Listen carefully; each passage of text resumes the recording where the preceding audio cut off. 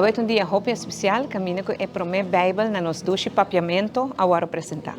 Trabalho de hopi anos, com hopi gente aqui na Aruba, na Corsol, na Holanda, até na Argentina, a bem para ajudar-nos, para nos lograr que é para mim Bíblia na papiamento. Como rubiano, naturalmente, me estou orgulhoso, por sobre nós Bíblia, outra na nos dois papiamento. E maneira avisa o Deus papia também na papiamento. Nós temos papiamento, de Corsol, acaba o nosso papiamento.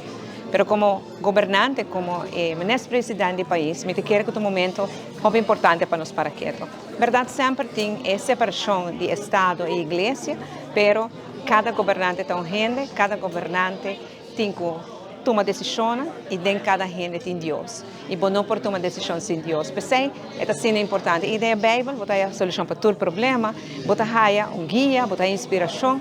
E essa é a minha vista de própria experiência. Questo momento grande e como ministro-presidente de Aruba, me estou somente agradecido na toda essa casa, se é possível, que agora aqui na Aruba tem sua Bíblia, na papiamento também.